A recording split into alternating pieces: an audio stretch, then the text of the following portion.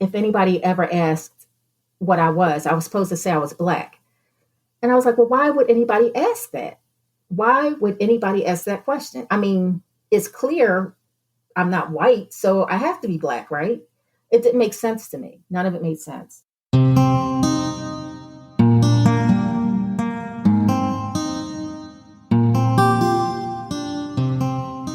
Hello, you are listening to NPE Stories. This is a podcast where NPEs can share their story. I'm your host, Lily, and I found out I was an NPE through an ancestry DNA test that changed my life forever. NPE is a term that stands for Not Parent Expected or Non-Paternal Event. This means that one or more of our parents are not who we believe them to be.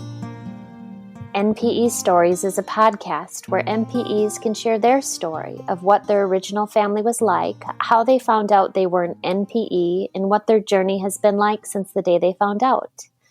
Welcome to episode 50, and today I am speaking with Donna G. Hi, Donna. Hi, how are you? I'm good. Thank you so much for sharing today. Thank you for having me. Where are you calling from? Can I ask where you're located? I live in Philly currently, Philadelphia. Philly. Okay. I thought you were going to be East Coast because I don't believe we've met before, but I know you said Aaron from NPE Only after the Discovery Facebook group. You said that Aaron sent you my way. Yes. And everyone associated with that group so far that I've met seems to be East Coast. Okay. Okay. Well, let's get a little bit of background since I don't know your story at all. Mm-hmm. If you know how this goes, you just kind of start with your family of origin and you can take it from there. Alrighty. Well, thank you. So I am one of 7 children that my mother had. Actually, she raised 6. Her first child died a few days after birth. So I'm the next to the youngest of her living children. She had 2 boys and 4 girls.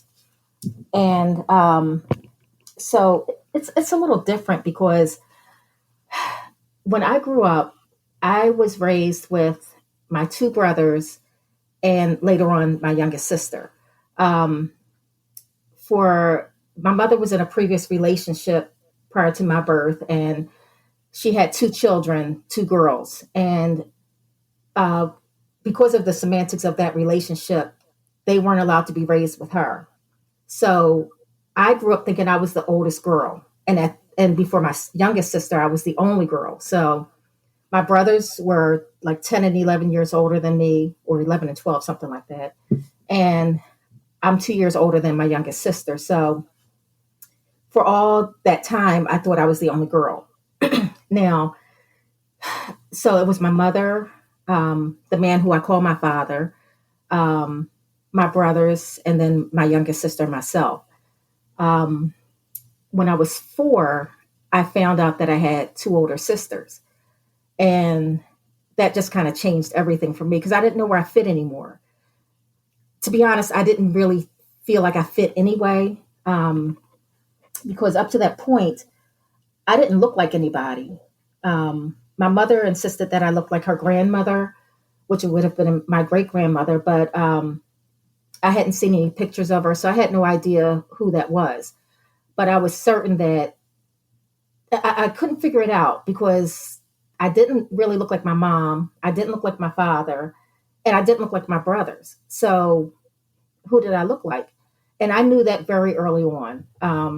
When I was 3 years old, actually 3 years old is when I can remember from that time on. And I don't remember seeing anybody that I looked like except a great uncle that I had. And his name was Ghana, with a G. And I was told that I was named after him, but his real name was Gondola. So, but he was very much darker than me, but we had the same hair. So I kind of bought it. I said, okay, well, I'm named after him and we have the same hair. So I guess that makes sense. So I didn't let it bother me too much. But anyway, growing up, Um, my father was a man that, the man who raised me, I refer to as my father. Okay. And he was the type of man that believed in taking care of his family. He was very old school that way. He worked. My mother was a stay at home wife and mother. And during that time, we didn't have two-way phones. There was a one-way phone. TV was in black and white. Um, so interactions, with people outside the house were different than they are now. Um, so they had one car. My mother drove, but because he had to go to work every day, he primarily had the car. Um, my mother was 29 when she had me, so she was still young, I think. Um, and my father was 31 when I was born.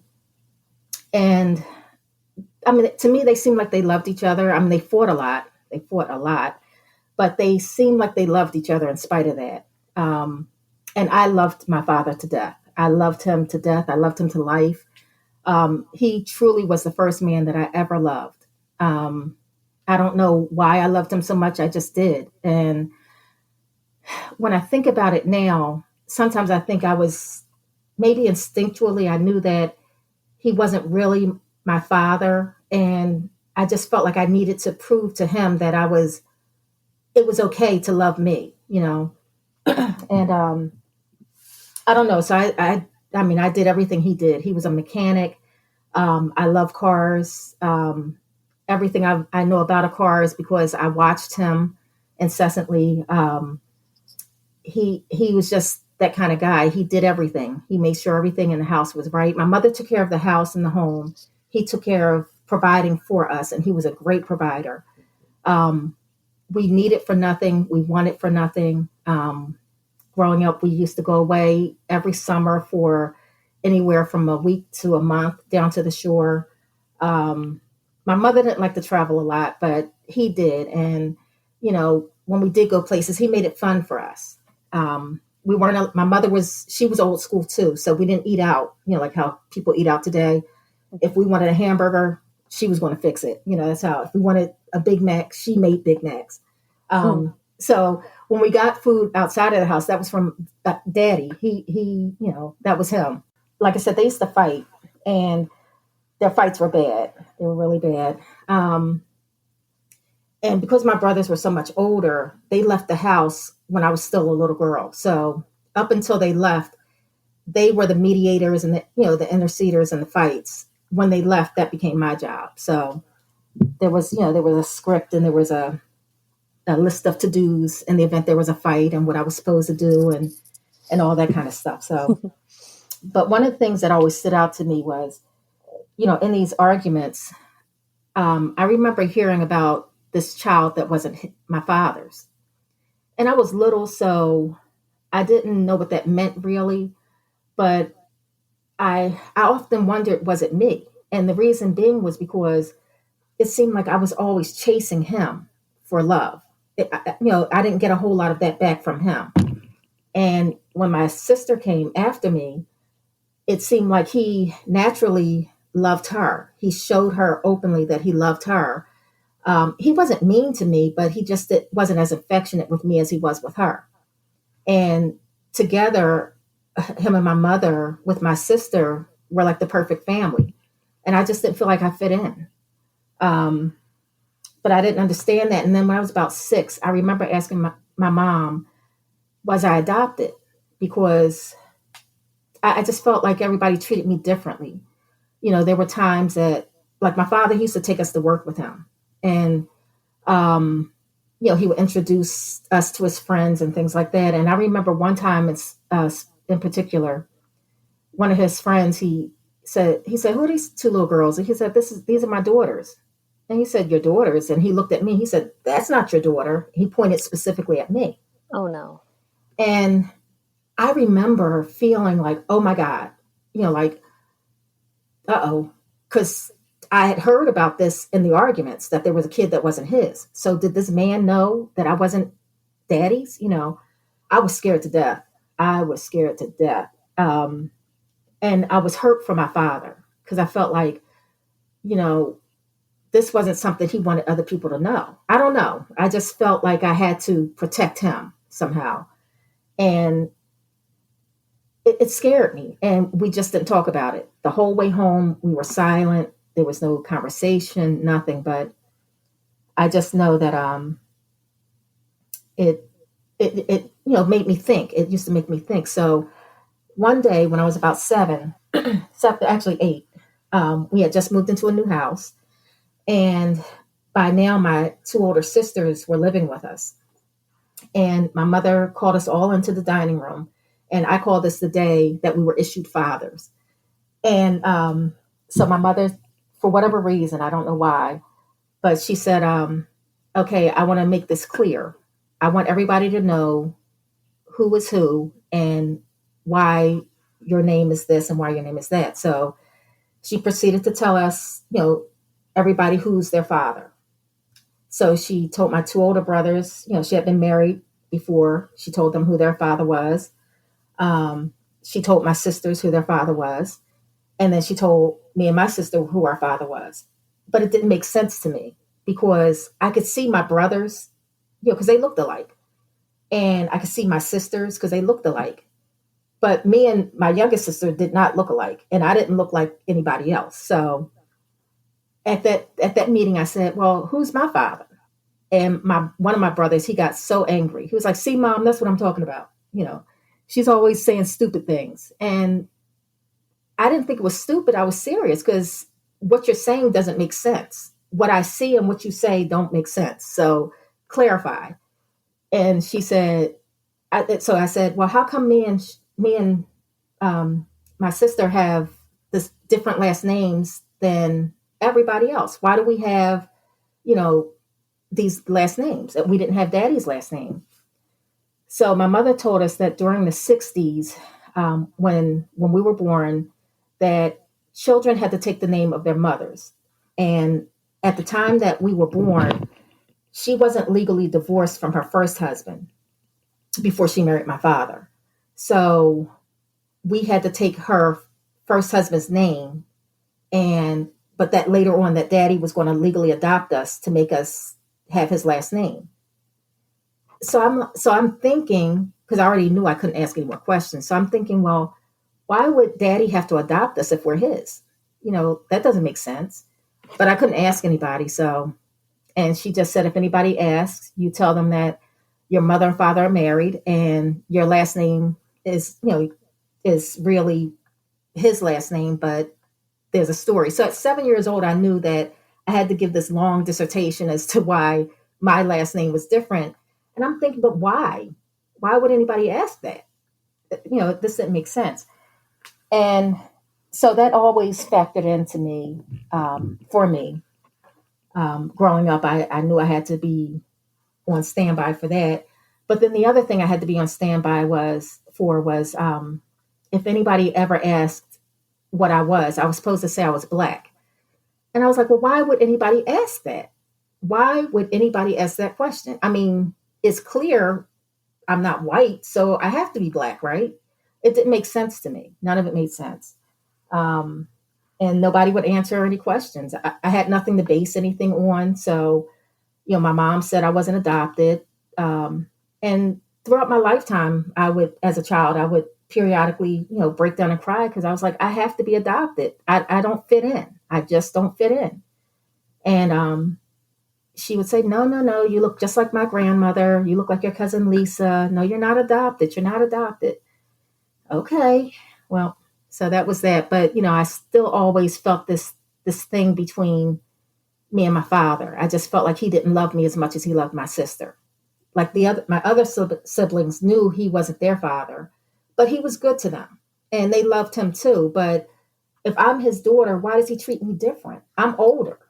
I should be the one that gets a lot of love, or just as much love as my sister. And I didn't feel that.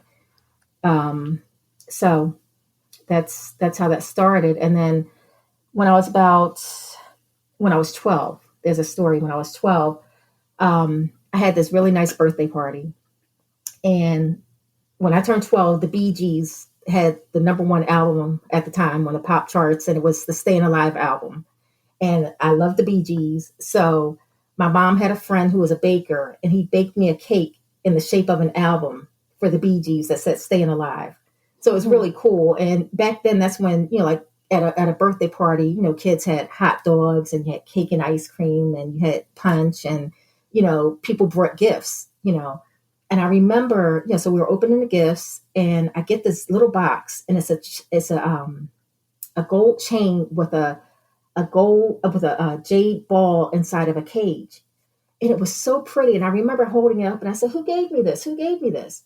And nobody acknowledged it. There were only kids there. There were no adults other than my mother. And I said, "So who gave me this?" And nobody owned up to it. So I was like, wow, that's weird. I have this really pretty necklace and nobody gave it to me. So when my father came home that night, he said, "How was your party?" I said, "It was good, Daddy." I said, and guess what? I said, "I got this really pretty necklace. See?"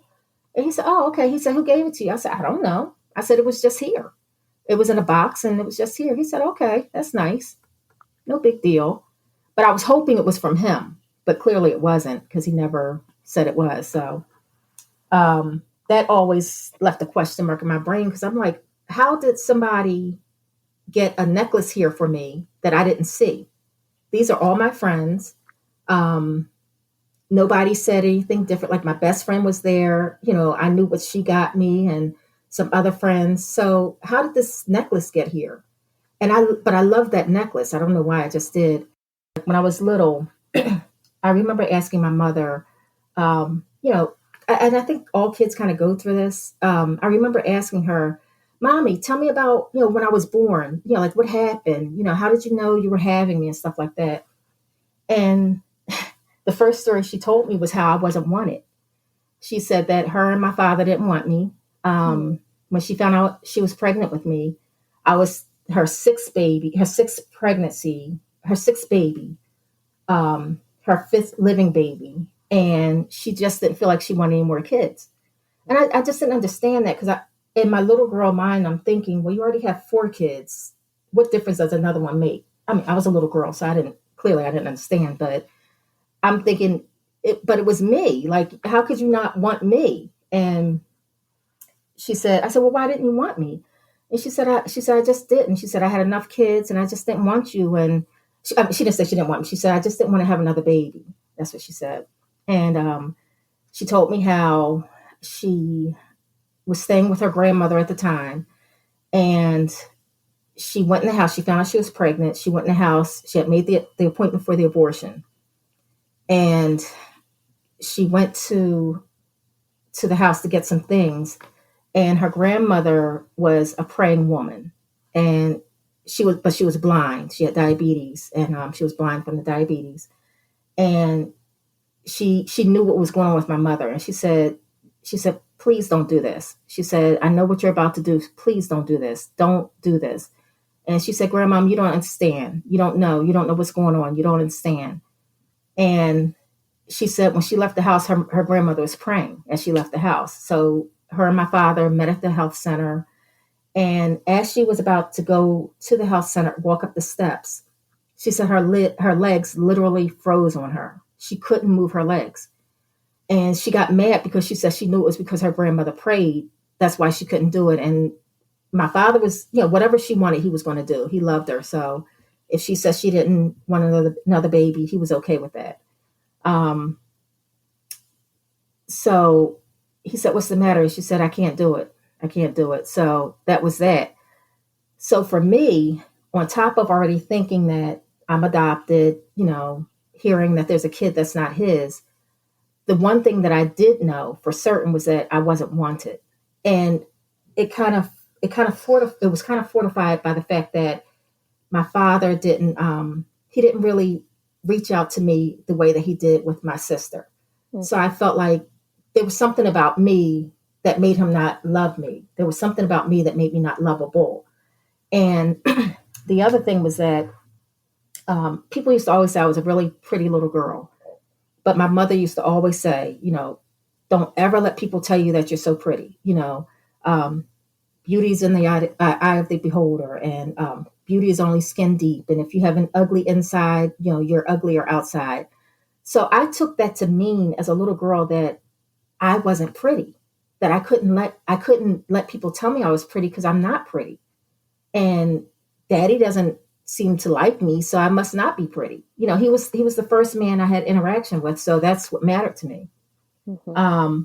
And some kids, I don't know, some kids I see some kids that don't seem like they really need to have a father around like that. I did. I was a daddy's girl. Um, but I just didn't understand why it didn't seem like he felt about me the way I felt about him. And I just didn't understand it. I grew up that way. I was always questioning what was wrong with me. What's wrong with me? How come, something must be wrong with me? So I was super smart in school. I was like the smartest girl in school. Um, and even though people said I was pretty, I could never accept that because I was told not to, because then people won't like me. So, I had to downplay everything I did. I tried to be the best at everything else. But when it came to that, I just had to kind of go around it. But when I was 12, I started liking boys. I went straight from doll babies to boys. And because boys would tell me I was pretty and they wanted to be around me. And that was what I really wanted from my father, but I got it from boys. So that's where that started. And that kind of made me feel accepted and wanted. Um, so I ended up getting pregnant early. I got pregnant with my first son at 14, and I had just graduated 8th grade. So I went into 9th grade pregnant, and I had my oldest son a month after I turned 15. Um, and with my pregnancy, my mother, she didn't want me to have it. And I was willing to do whatever she said because I was scared. I didn't know what was happening. Nobody really talked to me about, getting pregnant and all that kind of stuff. So I never really had a sex talk with my parents. So I didn't really understand. And I just knew that I just felt like when I had this baby that at least there was one person that I knew looked like me. I knew that. So that was all that mattered to me. And, I just kind of continued to live my life that way. I just, that was just it for me. And I remember as I got older, still the one thing I was about to say is that the one thing with my father, when I got pregnant, it was like him and my mother treated me like a baby. It was like I became a child again. I mean, I was a child, but I became a little child. But right after I had the baby and I came home, my father stopped speaking to me. He literally would walk by me and wouldn't even look at me. Mm. And I became so depressed because I was like, this is it. Like, I mean, if he doesn't love me, who will? Like, I mean, I know I made a mistake, but I didn't know it was this bad. I didn't mean to do this. I really didn't, but he wouldn't even talk to me. He went for months. He didn't talk to me. That's very painful. It is. It still is, to think about that. And yeah. My mom, and I remember one day I was crying. I was so depressed. And my mom, she said, "What's wrong with you?" And I said, "Daddy doesn't love me. He just doesn't love me. He won't speak to me. He won't look at me. He won't talk to me. He ignores me. He doesn't want to be around me." And she just said, "Don't take it like that. He doesn't mean to be that way." I said, "But he won't even talk to me, Mommy." I said, "I know I made a mistake, but he acts like he hates me, like he doesn't like me." And I just didn't understand that. Why would he act that way about me? I just couldn't understand it. And it created a thing between me and my mother. Around that time, my mother was having an affair. Come to find out, both of my parents always cheated on each other. That was something they regularly did. So, and she was seeing this man, and she had been seeing him for years. And the rumor mill had it that he was my father. He was really my father. But I hated him. I hated him because I felt like, you're not my father. The man who's raising me is my father. And even if he's not, he's the only father I've ever had. And you're standing in between their happiness. And that's how I felt about him. So he left Philadelphia about a year after I had my son. And I remember the way I know this is because my mother came to me crying and saying how much she loved him and she missed him. And, wasn't I did not feel bad for her that did not want to see her happy. And I'm thinking, like, what do I have to do with any of this? And my feeling was no, because you're hurting my father. That's how I felt. But I couldn't tell her that because, I was a kid. So what could I say? So that really caused a thing between me and my mother. I don't feel like she singled me out in the sense that she was, she didn't favor me, but I do feel like there were things that she said to me and did with me that she didn't do with anybody else. And I never understood why. I didn't know that until I got older, and I kept hearing this argument, the same, repeating topic in their arguments. And one day I asked my sisters, hey, has mommy ever said this to you, or has daddy ever acted this way with you? And everybody always said no.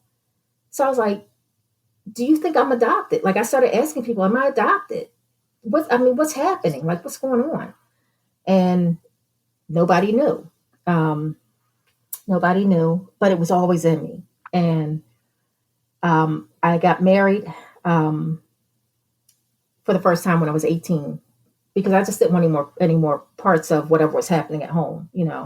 Whatever this is happening here, I need to be away from it, because clearly I don't belong here and I'm not wanted here. So why even try to participate? That's how it was all my life. In the meantime, and from 3 until this time, people all around me, oh, what are you? Are you Black? Are you Indian? Are you this? I'm Black. That's it. That's, and I hated people asking me that, because I'm a person. Like, I'm not a color. I'm not a race. I'm a person. That's what I am. I'm a person. But people always, oh, you're so pretty. You just have this different look. You're so pretty. Or, sometimes my friends, being smart, well, you must be adopted because you don't look like anybody else at home. So this is going on up until I'm, all my life. It continued even as I got older. So when I was in my 20s, I started hearing about paternity tests. And I used to think, I wonder if I could get a paternity test.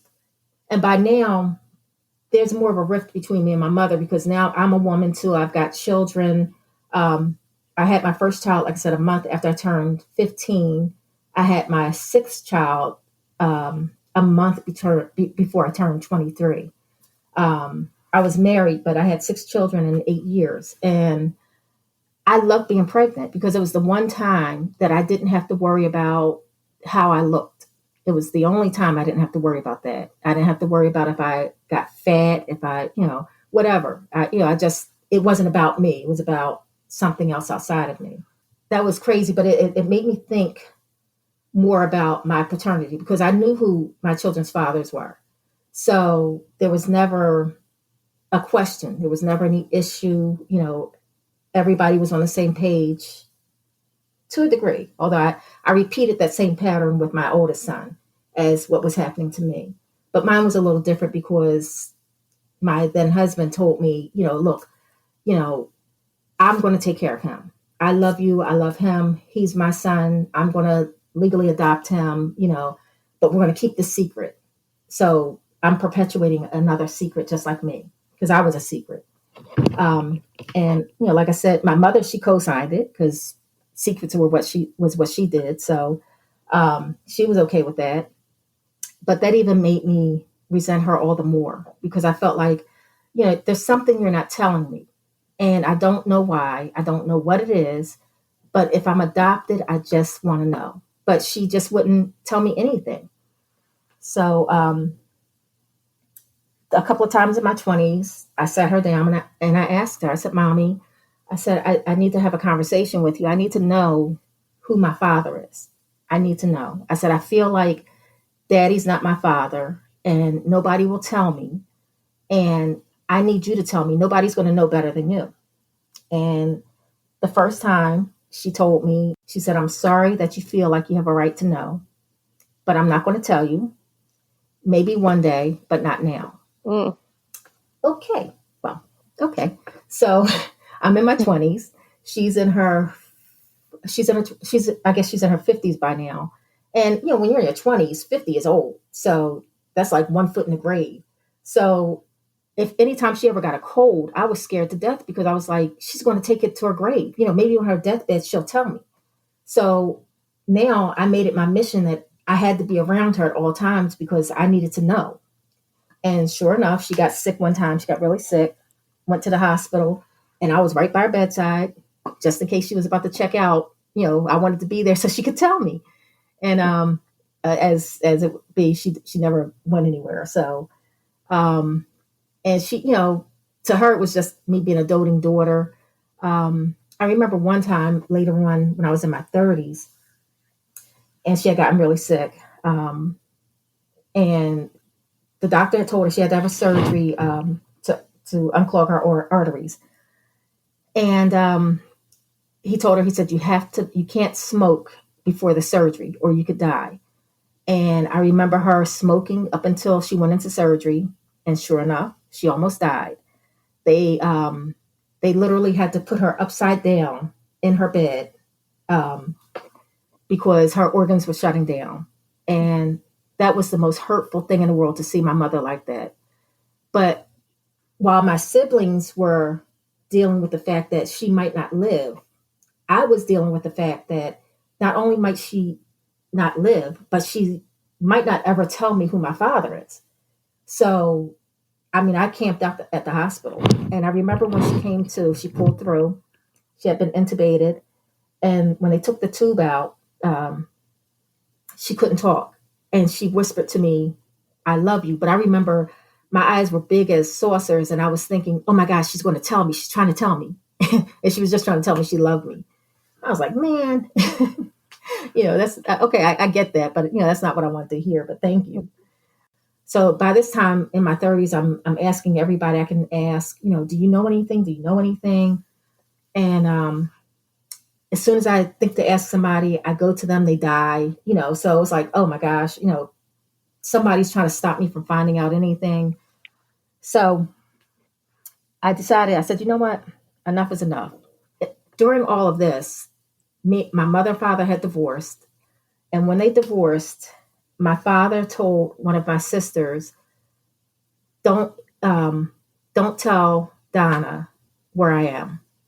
Don't tell Donna you've spoken to me. Don't tell Donna where I am. So to me, that was because he didn't love me anymore. He didn't love mommy. He didn't love me. It validated what I always thought. He didn't love me. And I was so hurt. So for years, I didn't speak to him. So one day I said, you know what? Enough is enough. Somebody's going to answer this question. In the meantime, I'm watching John Bradshaw. I'm watching Oprah. I'm watching Phil Donahue. And topics like these are coming up. Children who find out later on that somebody else is their father, being raised by somebody who wasn't your father, all that kind of stuff. So I said, you know what? I don't care. I said that, I'm an adult now. They've decided to keep a secret from me. I have a right to know. Somebody's going to tell me something. I said, and if mommy won't tell me, then daddy will tell me. So I got his phone number. I got his address.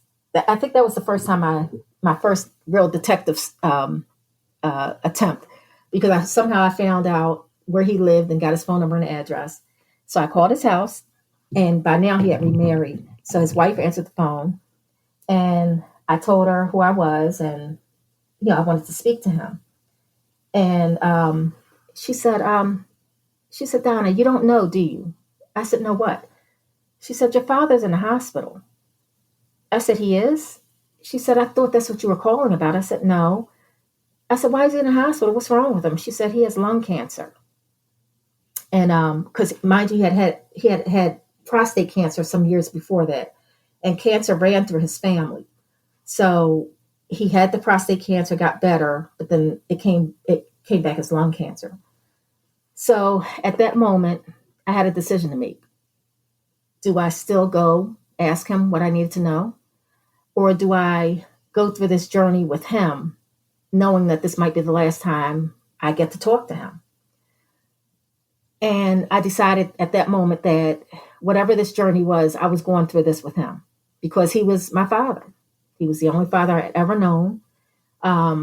regardless of if he was my father or not. And he would be the only father that I mourned. So that's what I needed to do. So for the next year and a half, that's what I did. And I was right there with him. He and I had a relationship, like father and daughter, I guess. And, but he was getting sicker and sicker and sicker. And, at the end, I was there for him. I was there for him. And he told me that he always loved me. He said that a couple of weeks before he passed away, he had said to me, he remembered a poem I wrote him when I was 7 years old, called Love Is. And back in the 70s, there was a poem or a little saying about love is kind, love is sweet, stuff like that. But I had written my own version for him for Father's Day, and he remembered that. So that made me feel good. And, and then he passed away. He died from lung cancer, and that was it. I didn't have any regrets because I felt like my honor was to him. It was important to me to honor my father. And that's what I felt like I did. But that void seemed like it got bigger. The hole got bigger and it hurt more. But I couldn't mourn for him anymore. And I didn't understand what was going on. And it affected every relationship I ever had. I have now been married and divorced 4 times, trying to fill that void, and haven't been able to do it yet. So how did I find out I was an NPE? I've had this question all this time. So I'm in my 40s, and I hear about ancestry DNA. And, they say it's for entertainment purposes and all this kind of stuff. But I said, you know what? Maybe I should do it. Maybe that's the only way I'm ever going to know. So I took the test. I decided to take the test. And I did that in 2015 or 2016. And my mother had just been diagnosed with lung cancer. It was 2015. She was diagnosed with lung cancer in 2014. So now we're going to go through this again. So I've got all the anticipatory grief going on, same that I had for my father. And I do the test, and the results come back, and there are all these Hispanic last names. I've got, anyone you could think of, I've got Perez, I've got Lopez, I've got Torres, I've got Maldonado. I've got everyone you could think of. I knew who my mother's family was, but I've got all these other, and I was like, that's weird. I had no idea. I knew that we had Native American in us. I knew that my great-grandmother was half white, but I didn't know anything else. So I start getting all these cousin matches. I get a cousin. He's like a 4th cousin, and he talks to me. So we're in communication. He kind of looks like us. So I'm like, okay. So he said, well, we're related on your grandmother's side, your mother's mother's side. And he tells me, and he says, your mother's great-grandmother, no, my mother's grandmother on her father's side was what they called a Black Hispanic. So that might be why I had those names. Okay. And I said, but that's weird. So as he and I are going back in that, it doesn't make sense because it's not adding up to what's showing up in my matches. So I figure I'm just going to research my mother's side because that's all I have. I don't have anything else. So I'm reaching out to people. Nobody gets back to me. Or I tell people, hey, I'm trying to, figure out my mother's side, but I'm also trying to see, if I can figure out who my father is. And this one lady named Karen wrote me. And she wrote me for a cousin that I didn't know on my mother's side. But I thought she was responding to me regarding my father. So when I told her my story, she said, listen, she said, I'm a genealogist and I would love to help you. She said, your cousin Carol is my friend and I'm helping her to research your family, but I would love to help you find out who your father is. So we start digging through, and she said, Donna, I'm looking at everything. And she said, are you sure that your mother said you're Black? I said, yeah. She said, because from what I'm seeing, she said, your father can't be Black. She said, your father is Latino. I said, I don't understand. I don't understand. I don't know anybody that's Latino in our family. I mean, I don't know. Um, and then but I'm seeing all these names. She said, Donna, your father's Latino. She said, I can't figure it out just now. She said, but your father's Latino. That's what I can tell you. So I get a cousin match that's a first cousin once removed, a young lady. She's the same age as my kids. And so we start corresponding. And she's like, oh, I did the test. I just did the test to see, I just want to know, like, just family makeup and things like that, no real big deal. And she was excited at first. So then I tell her, well, listen, I'm trying to find my father, and it looks like we're related on my father's side. So maybe you can help me. So when I tell my friend Karen that I met this young lady and she's my first cousin once removed, Karen tells me what to say to her. I say it to her. She goes radio silent, nothing. She won't respond to anything. She won't. But I can see every day she's checking in. And so I'm figuring, did I say something wrong? Did I do something wrong? Long story short, there was no communication. So me and Karen do this for about 2 years. Now, during this time, my mom, we're coming up to 2016. My mom is living with me now because she's getting worse, and where I lived was better for her to stay. So, I'm just trying to be honoring my mother, taking care of my mother, and still I'm going through this process. So one day I said, my mother had made it clear she wasn't going to tell me who my father is. And I said, well, you know what? I'm going to mention to her about what I found. I said, Mommy, I did this ancestry test, and we have all these Spanish relatives. And she was like, really? And that's all she said. Nothing else, not near another thing. And I said, wow, she's just not going to say it. She's just not going to say it. I'm frustrated. My mom is dying and she eventually passes away. So I just let it go. Somehow I get connected with one guy who was a cousin. He's very helpful, but he doesn't know much. He puts me in touch with another cousin who's like the family historian. He puts me in touch with some people. And I meet this man who thinks he might be my brother. Now, at this time, I'm 50 and he's in his 80s. But his father lived to be 101. And he said he remembered my mother. So he had heard that his father might have another child out there. So he took a test with me. We did a sibling test. And it came back that we weren't siblings. So, but I was in his family. We were related. We just didn't know how. Meantime, so every time I would stop, people would come to me. Hey, I see you're searching for somebody, or I see we're related. Do you know how we're related? And it would be on my father's side, my biological father's side. But I didn't know anything. And I was like, my friend had told me, she said, Donna, she said, don't tell anybody you're trying to find your father. She said, because you're scared, they might be scared. Take your picture off of your profile because they might see you and think, you're trying to scam or something. I mean, all these things that I couldn't be me. I had to not be me so that people would accept me. And it was horrible. And so at one point I just said, enough is enough. I can't do this anymore. I just cannot do this anymore. So fast forward to today, and the young lady that I initially contacted on Ancestry, shortly after that, I did a 23andMe test, and I got another first cousin once removed. And she was trying to help me as much as she could, but it came to a point she stopped as well. So with them being first cousins once removed, that meant that one of their parents was my first cousin. And that seems like it should be a pretty easy solve, in this situation, but nobody wanted to talk. The first cousin I had spoken to, her mother turns out to be my first cousin. So I started writing people, hey, thinking maybe they just weren't on Ancestry anymore, whatever. And they made it perfectly clear, we can't help you. We don't want anything to do with this. Don't contact me anymore.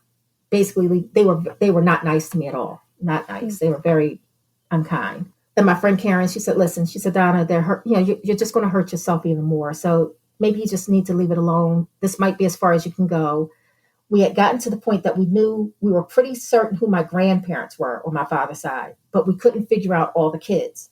and how many boys they had, or if anybody was in Philly or anything like that. So we left it alone. And one day I said, you know what? By now I've joined the groups. I joined the NPE group on Facebook. I've joined DNA Search Angels. I've joined all these different groups. I've got people helping. Nobody can break through. We're stuck. And one day I said, you know what?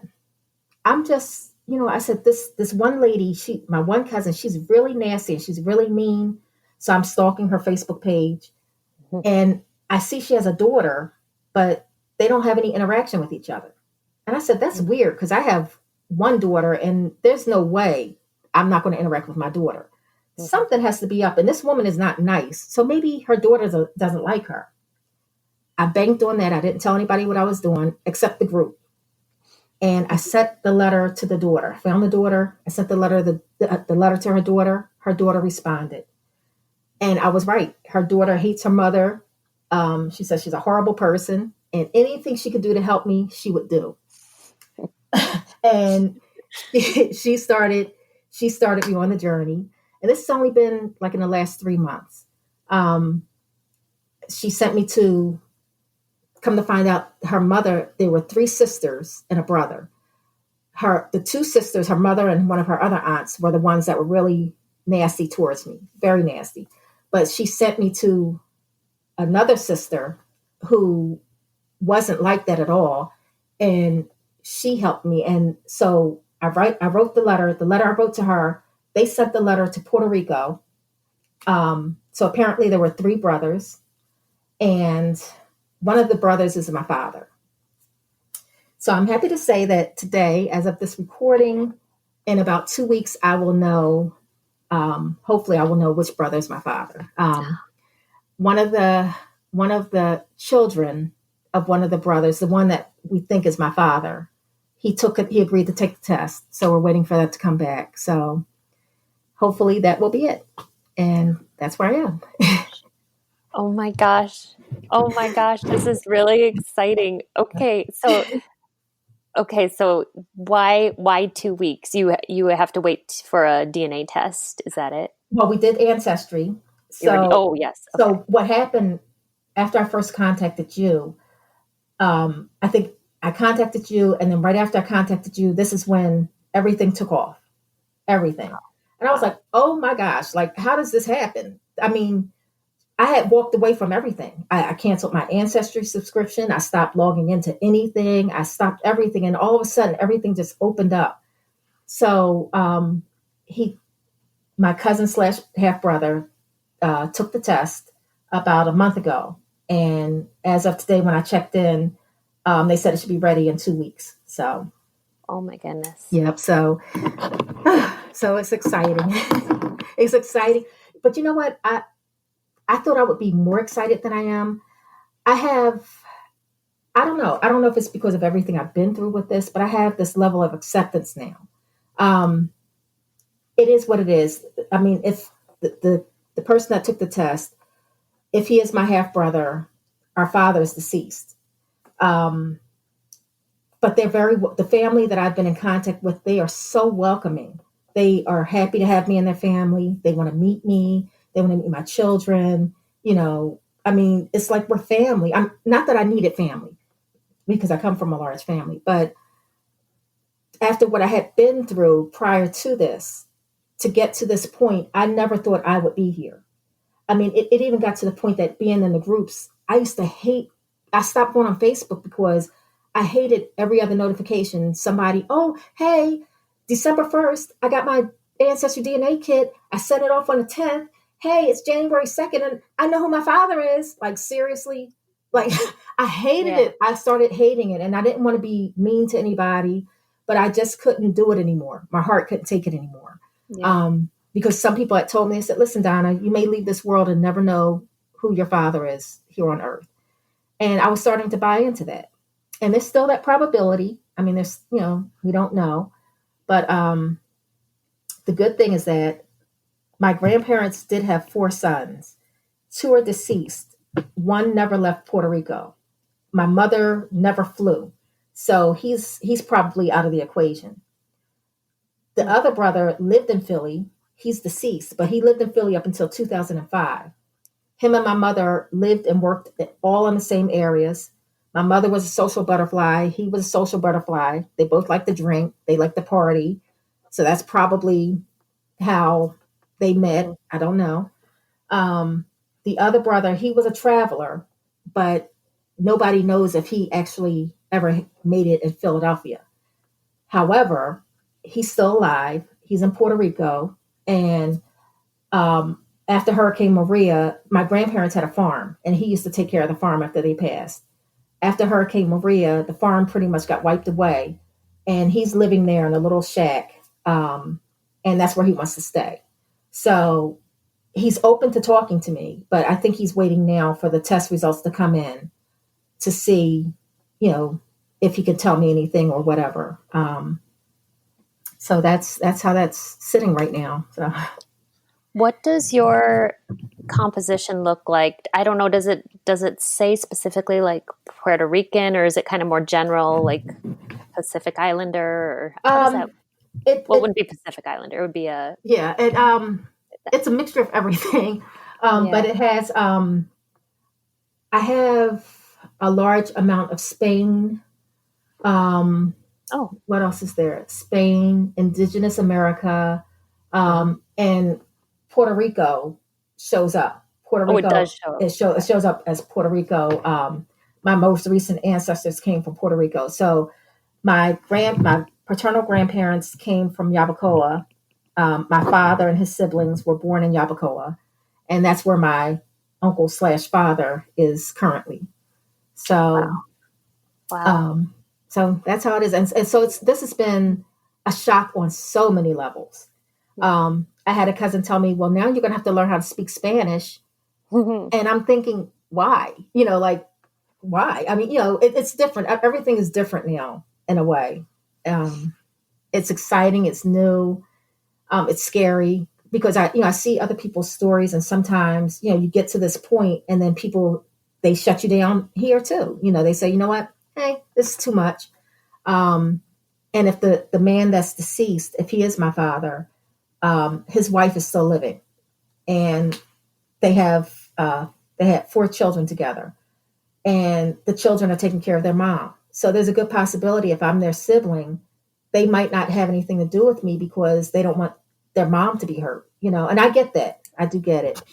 So I'm trying not to get my hopes up too high, because I don't know how this is going to, play out, but that's what I hear. That's what I hear so many NPEs say is, I'm trying not to get my hopes up. Mm-hmm. My new half siblings might be protective of their mother. Mm-hmm. And isn't it sad that we have to be so aware of other people's feelings and so aware of other family dynamics, but we're kind of just, right? We're the victims here. We're just sitting here.